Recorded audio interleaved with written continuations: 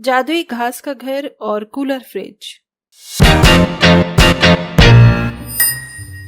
बहू, ये रात की बची हुई रोटियां कहाँ लेकर जा रही है तू? माँ, ये नदी किनारे भूखी प्यासी मछलियाँ रहती हैं, मैं उन्हें ये रोटियां दे देती हूँ, इससे उनका पेट भर जाता है। वैसे भी रात को मैं सभी की रोटियां बनाने के बाद एक रोटी एक्स्ट्रा बनाती हूँ। ये तो अच्छा काम है बहू। चलो, अच्छी बात है, तुम्हारे सहारे से भूखी मछलियों का पेट भरेगा। सरिता अपने घर में हाथ वाला पंखा हिलाते हुए वहां से चली जाती है। इसके बाद पुष्पा 2 मटके उठाती है और उन्हें सिर पर रखकर नदी के किनारे के लिए निकल पड़ती है। आज तो बहुत गर्मी है, आज की रात पता नहीं नींद कैसी आएगी। इतनी कड़ी धूप में ऐसा लग रहा है जैसे बदन जल रहा हो। हालांकि घर से नदी ज्यादा दूर नहीं थी, लेकिन गर्मी की वजह से नदी किनारे तक पहुंचने में बहुत परेशानी होती है। जैसे पुष्पा नदी के किनारे पहुंचती है, वो सबसे पहले दोनों मटके पानी के भर लेती है। चलो, पानी तो भर लिया, अब ये रोटियां मछलियों को डाल देती हूँ। पुष्पा मछलियों को रोटियां डाल देती है, जिसके बाद वो आसपास टूटे फूटे बर्तनों को इकट्ठा करके उनके अंदर पानी भर के रख देती है। ये पानी उन प्यासी पंछियों के काम आएगा जिन्हें बहुत प्यास लगती है। गर्मी में इन बेचारे पंछियों को कम से कम पानी तो मिलेगा। पुष्पा एक मटका अपने सिर पर रखती है तो दूसरा अपने हाथ में, जिसे वो कहीं भी खाली बर्तन दिखाई देता तो उसमें पानी भर देती। इसके ऐसे करने से बहुत से प्यासे पक्षियों को पानी मिल जाता है। चलो, जैसे तैसे करके घर तो आ गई। पुष्पा ने अपने घर के आंगन वाली दीवार पर भी छोटे छोटे बर्तन रखे थे और वहाँ भी पानी वो डाल देती थी और बचे हुए पानी को अपने आंगन की जमीन पर फेंक देती है, जिससे जमीन गीली हो जाती है। इस बंजर जमीन को भी प्यास लगती होगी, बेचारी धूप में पूरी तरह सूख गई है। सभी को पानी देने के बाद एक मटका पुष्पा घर के अंदर पानी लाकर रख देती है। माँ, पानी दो ना, बहुत तेज प्यास लग रही है। मेरे बेटे को प्यास लगी है, अभी देती हूँ पानी। पुष्पा अपने बेटे राजू को पानी पिलाती है। पानी पीने के बाद राजू कहता है, माँ, हमारे घर में फ्रिज और कूलर क्यों नहीं है? हम नदी का आया हुआ पानी मटके में डालकर ठंडा करके क्यों पीते हैं? और ये पानी उतना ठंडा भी नहीं होता। अरे बेटा, तुम्हारी माँ कितनी मेहनत करके पानी लेकर आती है, फिर उसे मटके में रखकर ठंडा करती है, और ये मटके का पानी बहुत स्वस्थ और अच्छा होता है। फ्रिज का पानी अच्छा नहीं होता। आप झूठ बोल रही हो, सारी दुनिया फ्रिज का ठंडा पानी पीती है और आप लोगों की एक फ्रिज और कूलर ही नहीं ला सकते। घर में बहुत गर्मी लगती है, रात भर नींद नहीं आती। राजू की ये सारी बातें सुनकर सरिता और पुष्पा महेश उदास हो जाते हैं। चिंता मत कर बेटा, एक दिन हमारे घर में कूलर और फ्रिज जरूर आएगा, ये मैं तुझसे वादा करती हूँ। पुष्पा अपने पति की कमाई में कुछ पैसे जोड़ने की कोशिश करती है, लेकिन घर खर्च की वजह से एक भी रुपया नहीं बच पाता। पुष्पा, ये लो पैसे, घर के लिए राशन ले आना। अजय, ये क्या, मात्र 1000 रुपए? इसमें क्या ही होगा? घर का राशन डलेगा या फिर राजू की फीस जाएगी? इतने कम पैसों में तो कुछ भी नहीं हो पाएगा। तुम तो सब जानती हो ना, कैसे मजदूरी करके मैं ये पैसे कमा रहा हूँ। अगर ये भी नहीं मिलेंगे तो हम लोग भूखे मर जाएंगे। इस महीने राजू के स्कूल की फीस भी मत देना भूलना। कोशिश करूंगा अगले महीने दोनों महीने की फीस दे दूं। ये सुनते ही राजू कहता है, नहीं पिताजी, अगर ऐसा हुआ तो मैं स्कूल नहीं जाऊंगा। वैसे भी स्कूल में जो बच्चे फीस नहीं लेकर आते उन्हें जमीन पर बैठा देते हैं। जमीन पर बैठने पर फर्श बहुत गर्म लगता है। मैं स्कूल नहीं जाऊंगा। ये सुनकर रवि और पुष्पा को बहुत बुरा लगता है। आखिर में भी वो कर ही क्या सकते थे। उनके रोजमर्रा की जिंदगी भी बहुत मुश्किल से कट रही थी। ऊपर से गर्मी ने अपना कहर अलग से बरसा रखा था।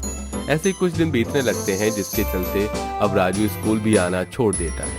लेकिन इस बीच पुष्पा प्यार के पक्षियों के लिए पानी रखना, जब मछलियों को रोटियां देना नहीं भूलती। एक दिन जब वो आंगन की दीवार पर छोटे बर्तनों में पानी डालकर बचे हुए पानी को जमीन पर गिराकर घर के अंदर चली जाती है, तो वहाँ कुछ पक्षी आकर आपस में बातें करते हैं। ये औरत कितनी अच्छी है, हमारे लिए पानी रखती है। तुमने सही कहा, चलो आज हम उन्हें शुक्रिया अदा करके आते हैं। हाँ हाँ, तुमने बिल्कुल सही कहा, चलो शुक्रिया अदा करना तो बनता ही है। चिड़िया, कोयल, तोता तीनों को शुक्रिया अदा करने के लिए घर के अंदर उठकर आते हैं, जहाँ वो घर में पुष्पा को अपनी सास के सामने रोते हुए देखते हैं। माँ जी, अब मैं क्या बताऊँ, राजू की मैडम ने उसका नाम काटने के लिए कह दिया है, क्योंकि 2 महीने से उसकी फीस नहीं गई है और फिर राजू की अब गर्मी से तबीयत भी बहुत खराब हो गई है। घर में एक पैसे नहीं है, उसका इलाज कैसे होगा? क्या बताऊं बहू, मुझे तो कुछ समझ ही नहीं आता। ऐसा लगता है जैसे हमारे ऊपर दुखों का पहाड़ ही टूट पड़ा हो। सरिता और पुष्पा दोनों ही रो रहे होते हैं। उनका ये दुख देखकर चिड़िया, तोता, कोयल की आंखों में आंसू आ जाते हैं। वो वापस बाहर आंगन की दीवार पर आकर बैठ जाते हैं। इतने अच्छे लोगों के साथ इतना बुरा कैसे हो सकता है? हमें उनकी मदद करनी होगी। लेकिन हम इनकी मदद करें तो करें कैसे?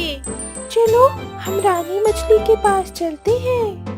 कोयल, चिड़िया, तोता तीनों रानी मछली के पास पहुंच जाते हैं, जहां रानी मछली उनकी बात को गंभीरता से सुनकर कहती है, हमारी नदी की मछलियों को जीवन दान देने वाली आज इतनी परेशानी से गुजर रही है, मैं उसकी मदद जरूर करूंगी। तभी रानी मछली के मुंह से एक रोशनी निकलती है। उस रोशनी के अंदर से कुछ बीज निकलकर नदी के किनारे निकल आते हैं।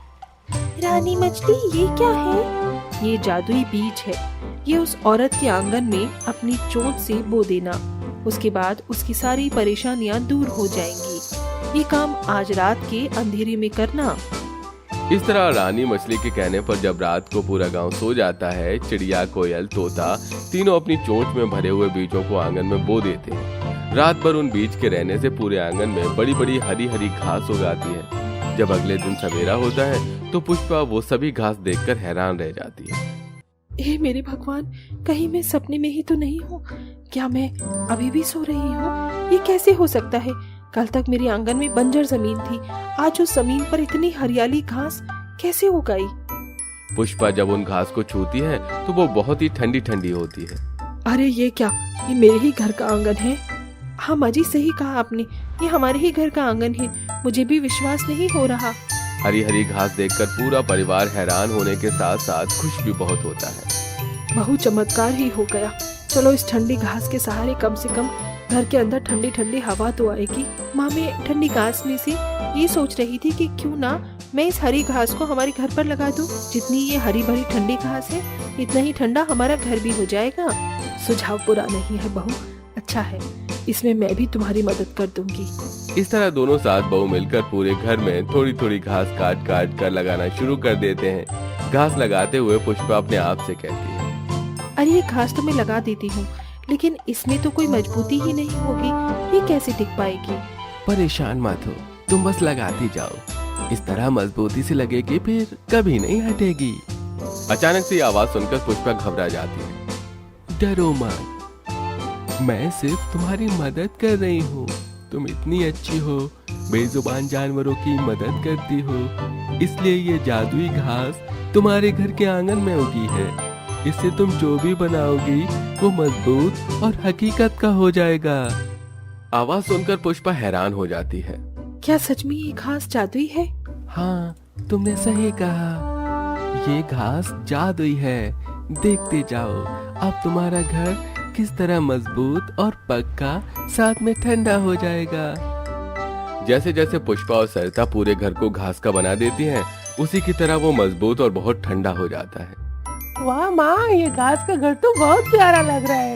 काश कि हमारे पास एक कूलर और फ्रिज भी होता। अब जब हमारे पास जादुई घास है तो क्यों ना हम इसका इस्तेमाल करके फ्रिज और कूलर बनाएं?